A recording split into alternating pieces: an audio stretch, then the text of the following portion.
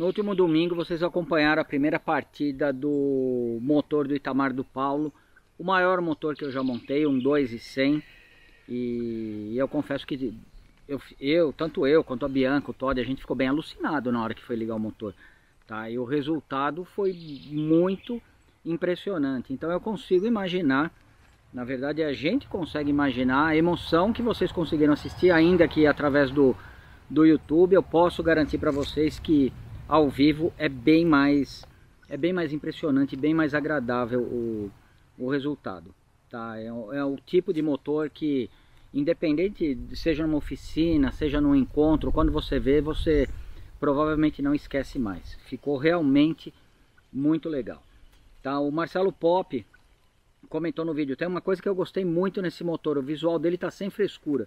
Polias originais, capela do 1200 preta mesmo, ignição com distribuidor e bobinas comuns, tudo bem simples e funcional. Parabéns a todos pelo projeto. Marcelo, obrigado. Na verdade a gente procura, claro, cada cliente tem um perfil, mas a gente procura mostrar uma receita objetiva. O que é estritamente necessário para que eu te atenda? É um kit 94, é um virabrequim 76, é um conjunto de dupla carburação, é um escapamento MAF e assim por diante. Depois disso, se o cara, não, mas eu gostaria muito de usar um distribuidor de tal jeito, ou então uma bobina diferente, estou usando só como exemplo, aí a gente conversa tecnicamente a respeito das possibilidades. O fato é, 3 anos de oficina, mas outro tanto fazendo motores aqui em casa, e a gente vai, vamos dizer, a gente vai tirando essa perfumaria aí dos nossos projetos, tá? Claro que sempre de acordo com o dono do carro. Bianca, o Kojak Ribeiro falou que os vídeos são ótimos em relação à explicação, mas não podemos deixar de elogiar as filmagens da Bianca. Obrigado. A interação dela com você é espetacular, parece que ela vai adivinhando o que você vai dizer para que ela mostre em detalhes a cena. Parabéns, Bianca. Por que você vai adivinhando o que eu vou fazer? É o que eu gostaria de ver também, né? E você já está cansada de saber a sequência das coisas verdade. também, né? Legal. Mas isso que ela falou é a mais pura verdade. Ela mostra por quê? Porque ela tá atenta no que eu estou mostrando, não só agora ela já se profissionalizou, mas quando ela não passava de uma pirralha, ela estava tão interessada que instintivamente ela apontava a câmera para aquilo que eu estivesse mostrando, porque era o jeito que ela tinha de prestar atenção. Então eu acabei criando esse monstrinho que tá aí gravando para vocês. Matheus de Oliveira: Tonela, sendo o filtro remoto um diferencial da sua oficina, obrigado por você vincular o filtro remoto com a nossa oficina. A gente sempre que pode usa. Já pensou em desenvolver suportes para essas mangueiras? Se é mais seguro ou não, daria um upzão na estética, um padrão original, tipo as plaquetinhas. Matheus, obrigado pela participação. A primeira partida do motor a gente faz com as mangueiras soltas. Depois, provavelmente, todos os vídeos que a Bianca grava, eles são feitos ainda sem uma pecinha que segura as mangueiras. Ela não vai presa em saída de escapamento, não é aquela da EMP. É uma peça simples ao extremo. Ela parece duas coisinhas assim. Número 8. Um número 8, exatamente, Bianca, com um parafuso no meio. E antes de liberar o carro, a gente aperta esse número 8 ali, prende, para elas ficarem firmes. Como a mangueira tem uma malha de inox e dentro é teflon, a gente pegou um macete, de tanto que a gente já usou essa mangueira, de prensar as conexões JIC num determinado ângulo. Então no momento que a gente monta, a mangueira ela fica tensionada de uma forma que, se você puxar, encostar ela no escapamento ou encostar ela no cabeçote do motor, ela volta para a posição, tá? Isso é um detalhe que a gente acabou não mostrando, não que seja um segredo, isso não existe aqui no nosso canal, mas é que acabou passando despercebido. E aí depois a gente coloca aquela pecinha só para garantir ali que de repente uma pode ceder, pode bater alguma coisa, a outra vai estar segurando. Mas existe sim uma pecinha, não é uma exclusividade da nossa oficina, não é uma peça que a gente manda fazer, mas é uma peça que existe comercialmente. E nessas lojas de coxinha racing você encontra um número 8 dividido no meio para juntar duas mangueiras. Bom, 90% dos comentários são pessoas elogiando o som do motor. Realmente, no vídeo ficou legal, ao vivo ficou mais mais legal ainda. Mesmo quem não gosta de Fusca, a geração do milênio, a geração que for, quando esse Fusca passa, as pessoas param para olhar, porque realmente ficou fantástico. Eu acredito, isso sem falsa modéstia, que foi uma combinação perfeita. Taxa de compressão, cabeçote, ângulo de válvula do Franzoni, todo o trabalho da Retforte, o acerto que eu fiz na carburação, que ficou bom de verdade, e o escapamento MAF para dar o som maravilhoso que vocês ouviram. E não menos importante, o comando de válvulas. Tá? Eu lembro que quando eu montei o motor do Fuscatia, aqueles pilotos de teclado, um motor 2000 com comando W100, que não sei o que, provavelmente é aquele cara que nunca andou num Fusca com um motor modificado, um motor de performance, e ele está acostumado a agir igual um papagaio. Ele ouve alguma coisa em algum lugar e repete sem nem saber do que se trata. O fato é, eu não vou para arrancada, eu não vou bater recorde de velocidade, e muito menos os clientes.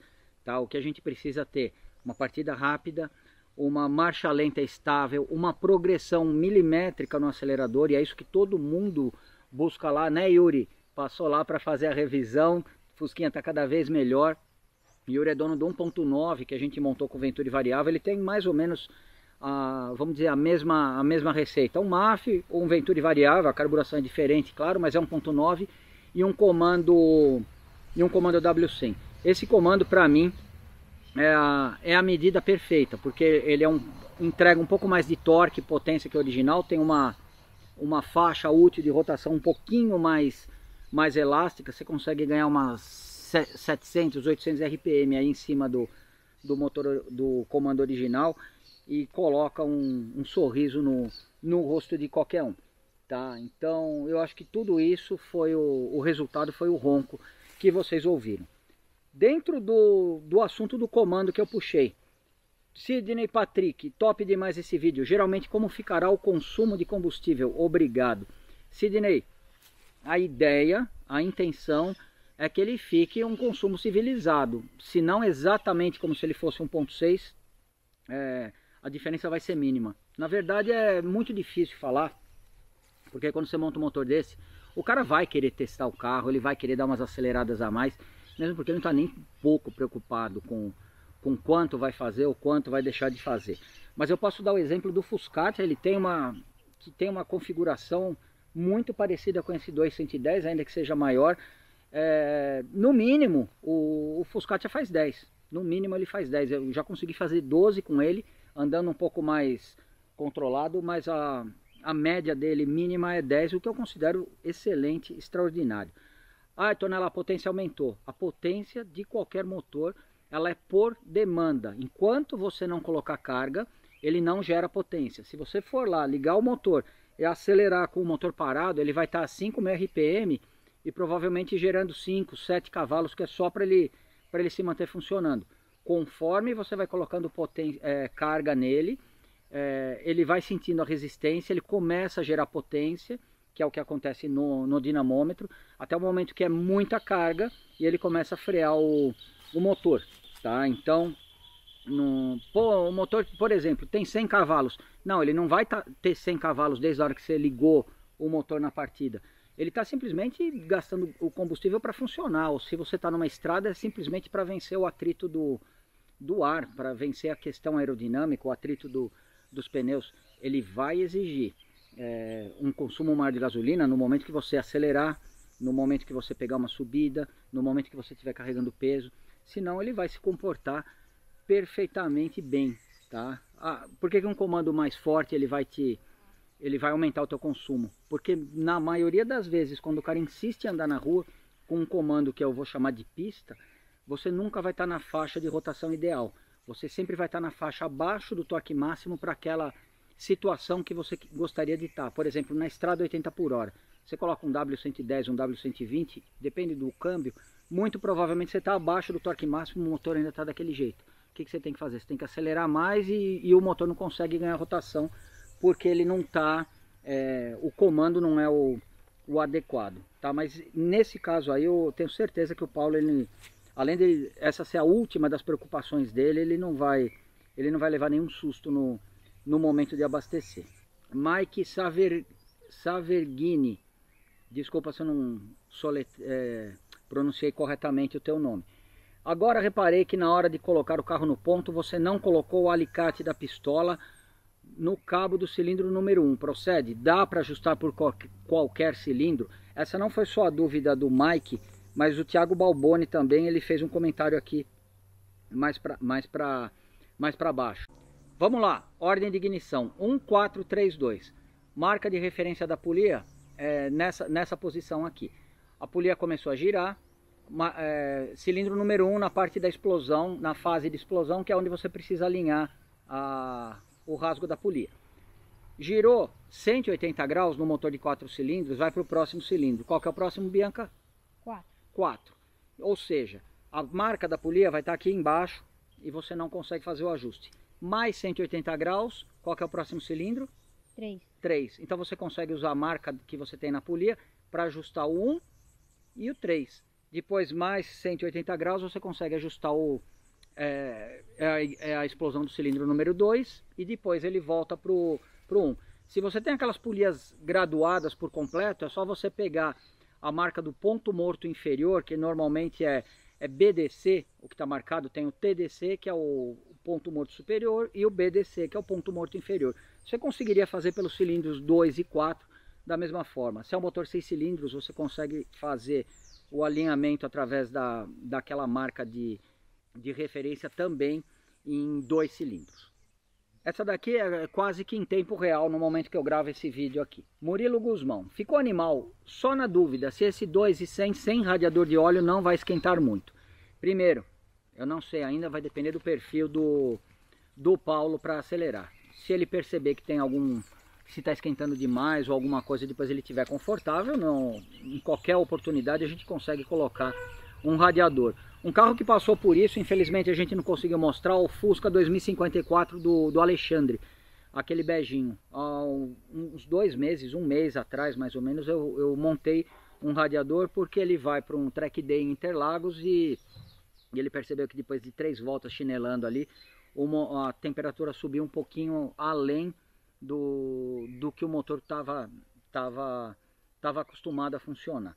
Tá? Então a gente colocou um radiador com termostática no mesmo padrão do Fuscati. A pergunta que eu fiz para o Murilo, a dúvida dele era se vai esquentar muito, quantos graus é bastante para você? Porque as pessoas normalmente têm essa dúvida. Aí eu quero agradecer o Carlos Eduardo Lisboa, que participou da conversa e deu a resposta. Provavelmente suba acima de 100 graus. Eu já escrevi a resposta aqui para ele, mas a gente vai aproveitar a oportunidade porque é um assunto bem interessante. 100 graus é o mínimo para o óleo entrar na temperatura de autolimpeza. Tá? Abaixo disso, o óleo não está na temperatura, vamos dizer, de trabalho dele. As pessoas elas confundem muito o número quantos graus tem que estar o óleo comparando um motor refrigerado a água, que normalmente ele está marcando 90 graus. Então quando um motor refrigerado a água chegar a 100 graus o líquido de arrefecimento, você realmente está com problemas, ou começa a ter problemas. O óleo, não. O óleo a 100 graus é a temperatura ideal para ele começar no regime de autolimpeza. Você pode fazer uma viagem aí indefinidamente, se o motor tiver a 100 graus, está tranquilo. Aí eu coloquei aqui, ó, 100 graus é o mínimo para o óleo entrar na autolimpeza, de 100 a 120 eu considero ideal. Eventualmente dá umas subidas até 130, perfeitamente tolerável. O Fuscati já chegou a 130, você pega um dia de 34, 35 graus, dá uma espetada, ele cola no 130, depois você dá uma aliviada no pé, ele volta para 115, 120, que num dia quente tá, no meu entender, tá perfeito. Carlos, e aí você acabou de postar uma resposta para mim há 24 minutos. Se ele rodar a 130 graus, então é tolerável? Esporadicamente, sim. Tá? Eu considero 120 o limite ali para você manter constante. Estava aqui esquentando a cabeça porque o meu está rodando a 110. Está perfeito o teu motor. Se ele está a 110, ele está perfeito. Não adianta. Se você procurar, com certeza vai ter gente que vai te falar que ele não pode chegar a 100 graus. E mais do que isso, ele vai te falar desse lado e desse lado aqui. Ele já vai ter a solução. Que vai ser um radiador, uma ventoinha, o que você puder imaginar. A gente já tratou desse assunto de lubrificação, é muito complexo, de temperatura também.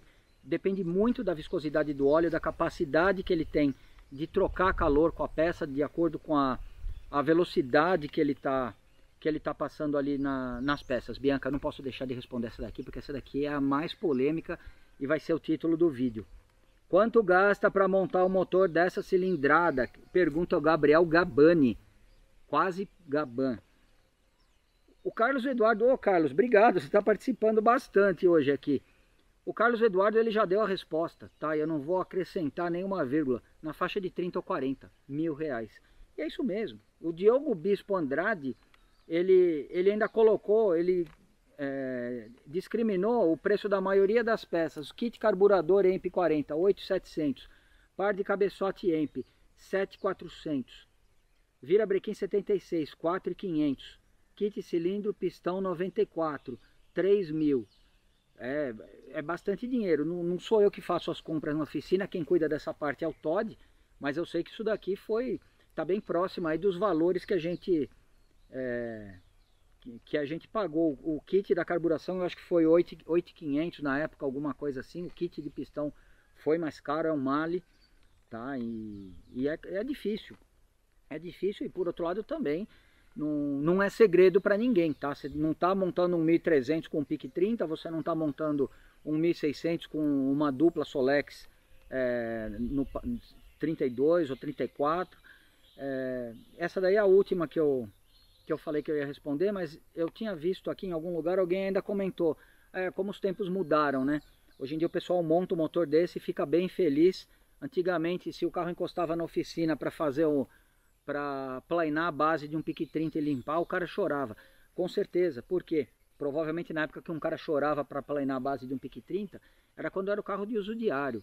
Esses fusquinhas aqui que a gente mexe, a grande maioria deles, vamos falar a verdade, são brinquedos maravilhosos e que todo mundo gostaria de ter. Boa parte das pessoas tem, e as pessoas de mais bom senso procuram o Quintal do Tonela para fazerem todos os serviços. Bom, para finalizar, a semana passada foi muito agitada lá na oficina. Na terça-feira a gente mostrou o Zé Frizinho Thiago Gaban. Eu fui tentar dar um susto nele, mas não adiantou. Ele já se assusta bastante com os defeitos nas peças originais. Tá? Terminamos a revisão do Fusquinha do Cássio, foi isso, né, Bianca? Foi. Na quinta-feira, um serviço bem legal de fazer. É quase que a rotina da oficina são aquele tipo de Fusquinha, apesar de a gente estar intercalando com muitos motores também. E para essa semana, graças à bombada que deu o vídeo do Thiago Pereira Gaban, a gente vai começar com uma série especial de câmbios. O Gaban vai mostrar não somente o funcionamento de um câmbio internamente, como toda a montagem e todos os ajustes. Tá? Eu mesmo fiquei prestando bastante atenção quando o Gaban estava lá na oficina para a gente gravar isso daí, a Bianca que gravou. E no momento da edição também eu fiquei acompanhando, porque é um negócio muito legal, muito interessante.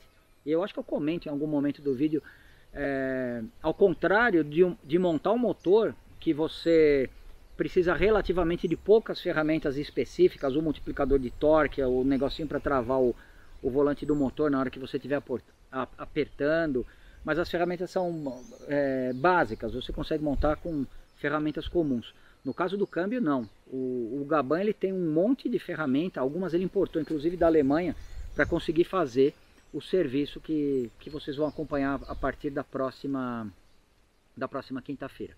Tá bom? No próximo domingo, a gente vai andar com o Fusca do Paulo, o Itamar do Paulo 2.100. E eu ainda vou acrescentar mais algumas imagens que a gente não gravou. Gravamos metade do vídeo mais ou menos, mas eu quero complementar ele porque realmente ficou impressionante. Eu não quero perder essa oportunidade, tá bom? E, bom, semana passada, só para quem tiver muita curiosidade mesmo, dá uma olhada no nosso Instagram, no nosso Facebook. O Todd comprou um novo veículo chamado Cronos Crotalos II. É muito legal e a gente já começou a trabalhar nele. Eu tenho certeza que vocês vão adorar tudo que a gente está prestes a mostrar para vocês. Certo, Bianca? Certo. Então tá joia. Muito obrigado por verem os nossos vídeos. Aproveitem o código de desconto da Loja do Mecânico que a Bianca deixa aqui na descrição. E com ele vocês conseguem um bom desconto em qualquer compra na Loja do Mecânico. Muito obrigado e até quinta-feira.